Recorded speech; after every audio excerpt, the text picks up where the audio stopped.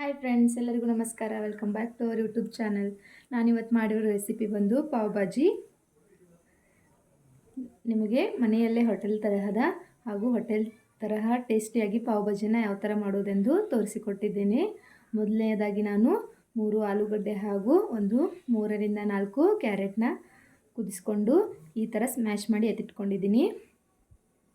ನಂತರ ಒಂದು ಕಡಾಯಿಗೆ 1 3 ಸ್ಪೂನ್ ಎಣ್ಣೆ ಹಾಕಿ ಕಟ್ ಮಾಡಿದಂತಹ ಈರುಳ್ಳಿನ ಹಾಕ್ತಾ ಇದ್ದೀನಿ.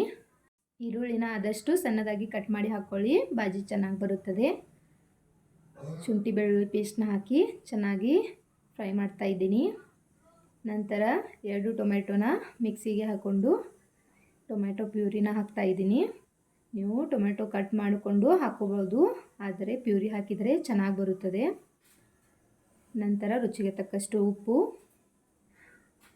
ಒಂದು ಅರ್ಧ ಚಿಟಿಕೆಯಷ್ಟು ಅರಿಶಿನ ಹಾಗೂ 2 ಸ್ಪೂನ್ ಅಚ್ಚ ಖಾರದ ಪುಡಿ ಹಾಗೂ 2 ಸ್ಪೂನ್ ಪಾವ್ ಭಾಜಿ ಮಸಾಲ ಹಾಕ್ತಾಯಿದ್ದೀನಿ. ಚೆನ್ನಾಗಿ ಮಿಕ್ಸ್ ಮಾಡಿಕೊಂಡು ನಾವು ಸ್ಮ್ಯಾಶ್ ಮಾಡಿ ಎತ್ತಿಟ್ಟಂತಹ ಮಿಶ್ರಣವನ್ನು ಹಾಕ್ಕೊಂಡು ಒಂದು ಅರ್ಧ ಗ್ಲಾಸ್ದಷ್ಟು ನೀರನ್ನ ಹಾಕ್ಕೊಳ್ಳಿ ಮತ್ತು ಸಣ್ಣದಾಗಿ ಕಟ್ ಮಾಡಿದಂತಹ ಕೊತ್ತಂಬರಿನ ಹಾಕ್ಕೊಂಡು ಚೆನ್ನಾಗಿ ಮಿಕ್ಸ್ ಮಾಡ್ಕೊಳ್ಬೇಕು. ನಂತರ 2 ನಿಮಿಷ ಬೇಯಿಸ್ಕೊಂಡ್ರೆ ಪಾವ್ ಭಾಜಿ ರೆಡಿಯಾಗುತ್ತದೆ. ಈಗ ನೀವು ನೋಡ್ತಾ ಇರ್ಬೋದು ಯಾವ ರೀತಿ ಬಂದಿದೆ ಅಂತ. ರುಚಿಯೂ ಸಹ ತುಂಬ ಚೆನ್ನಾಗಿರುತ್ತದೆ. ನಿಮಗೆ ಹೋಟೆಲ್ನಲ್ಲಿ ಸಿಗುವ ಹಾಗೆ ಇರುತ್ತದೆ. ಟ್ರೈ ಮಾಡಿ ನೋಡಿ.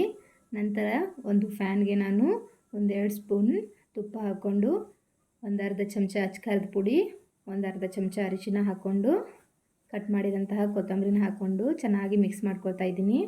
ನಂತರ ನಾವು ಪಾವ್ನ ಈ ರೀತಿ ಅದರಲ್ಲಿ ಅದ್ದಬೇಕು. ಈ ರೀತಿ ಮಾಡುವುದರಿಂದ ಪಾವ್ ಸ್ವಲ್ಪ ಮೆದುವಾಗುತ್ತವೆ ಹಾಗೂ ತಿನ್ನಲು ಟೇಸ್ಟಿಯಾಗಿ ಬರುತ್ತವೆ. ಈಗ ನೀವು ನೋಡ್ತಾ ಇರ್ಬೋದು ಯಾವ ರೀತಿ ಬಂದಿದೆ ಅಂತ. ರುಚಿ ಸಹ ತುಂಬ ಟೇಸ್ಟಿಯಾಗಿರುತ್ತದೆ. ಮರಿದೇ ಒಂದು ಸಲ ಟ್ರೈ ಮಾಡಿ ನೋಡಿ, ನಿಮಗೆ ಖಂಡಿತ ಇಷ್ಟವಾಗುತ್ತದೆ.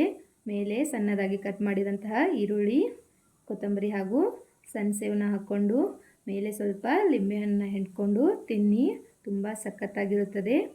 Thank you.